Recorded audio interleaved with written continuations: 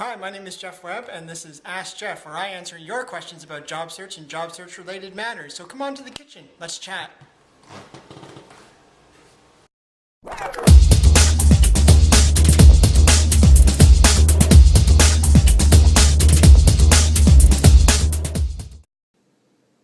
Hey everybody, and welcome to this week's episode of Ask Geoff, where I answer your questions from a job seeker perspective, because everybody's looking for a job at some point. So let's kick it off.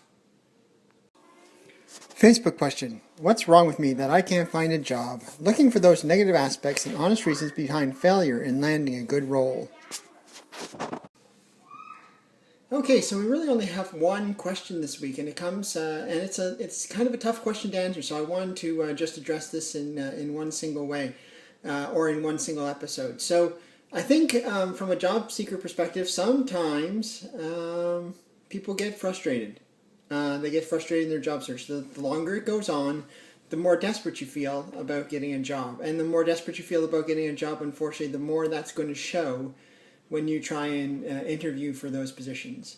So I think that's part of the problem. I mean, I think sometimes people just get so desperate for a job that it's like dating, right? If you go on a date with somebody, on a first date with someone, and they seem very, very desperate and very clean, very weird, you're going to be getting some negative vibes from that person, and that might be a problem. And so you're not going to want to have a second date with that person. Similar to the interview process. You know, if you go for an interview and you smell desperate, the recruiter usually knows that. And also, so it's less likely you're going to get to that second step in the process, that second interview. The other thing that I would always recommend is if you are, it depends on where you're getting in the interview process. So if you're getting to the last stages, everything looks well, and then references are coming up, and this happens quite a bit actually. And you're having people check your references, and then they're coming back with the answer of no. Obviously, I would get somebody that you trust to actually call your references for you and pretend basically to be an employer, and try and figure out whether or not those references are saying negative things about you, or things that may be turning off your potential job seekers, your potential employer. I don't know what I'm talking about. So that would be a trick that I would employ. In fact, I've done that for a number of friends who were looking for jobs, only to find out that in fact people who they thought were great references were just spending a lot of time slamming them, which was sad and probably affected their relationships with those people. But definitely once we stopped using those people as references, they had 2 or 3 different offers. Thirdly, I want to talk about the fact of age. It is a rough economy out there. It's even rougher for people who are just coming out of college, just coming out of university to get employment. And this is right across the board. This is from the UK to Canada to the US to the rest of Europe. It's very, very difficult out there. You really need to step up your networking and get people into a position where they really want to hire you because they know you well. They know you as a person. They know that you're skilled, but there's a lot of skilled people out there, and they're all coming out with the similar degrees. In Canada and Europe, it's much easier to get a degree, much cheaper to get a degree now. So everybody's coming out with similar degrees, with similar skill sets, and sometimes, honestly, if you're coming across with the same skill sets, but as a completely new candidate that no one's ever heard of, well, less likely you're going to get that job. You really need to get out there and network with your social media networks, network with your LinkedIn networks, answer questions, be helpful to employers, be helpful to people, have them know you, go out and speak at events, go out and speak at the pod camps, go out and speak at networking events and industry events, or at least take part in the conversation, and do it in a way that's open, that's honest, and that is helpful. Because those are the kinds of traits that an employer is really looking for. If you come across as somebody who has a chip on their shoulder, if you come across as somebody who's a quote know-it-all, that can work against you. But if you come across as somebody who's really just trying to be helpful, just trying to put their opinion out there, is knowledgeable but also diplomatic, then those are the kinds of soft skills that employers are going to look for. They're going to obviously, want to have a chat with you, maybe sit down and have a coffee, get to know you as a person, and that could potentially lead to some employment. I'm a big believer, guys, in again, I'm going to say it again, networking is the number one thing that you can do to get yourself a job. And I've said this almost every episode, but I'm going to reiterate it. You're up against a sea of resumes out there. If employers are posting jobs on the job boards, unfortunately, we talked about this actually yesterday in the Blue Belt training.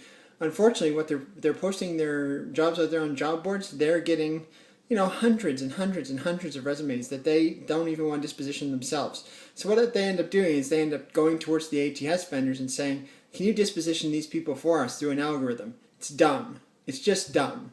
To be able to think that you can get a machine to look at somebody's resume and tell you whether or not they're qualified it's insane.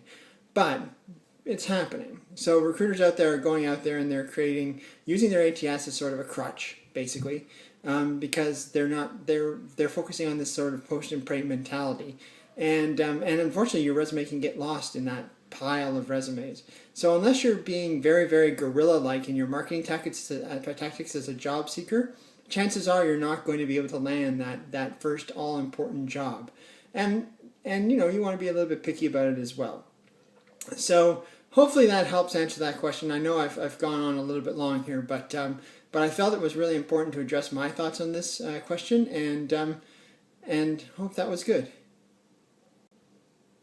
Okay, guys, well that about wraps up for this week. Listen, I was wanting to say a little bit of something here in closing. Now, I listen every once in a while, going back and forth across Toronto to CHFI, where John Tesh does his John Tesh radio show, and he does Intelligence for Your Life.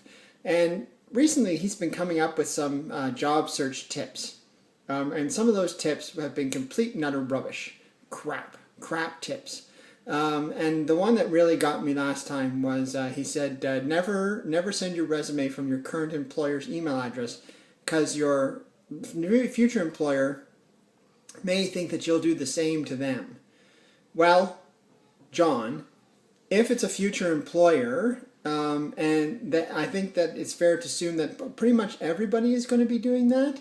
And if you're going to disqualify somebody from a recruitment standpoint because they use their employer's email address because you're afraid that at some point in the future they may be looking for a job, are you out of your freaking mind?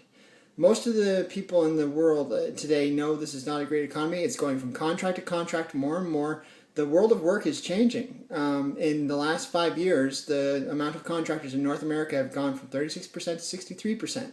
So it's a little bit less than doubled, but still a significant increase in the contract work world. And so thinking to yourself that, there's going to be some thought about loyalty involved in the process, as opposed to getting the best skills for the role that's available to the market, is short-sighted, and it's stupid. So John Tesh, my response to you is, shut up. You really don't know what you're talking about. And you're giving bad advice to job seekers, and that makes me angry.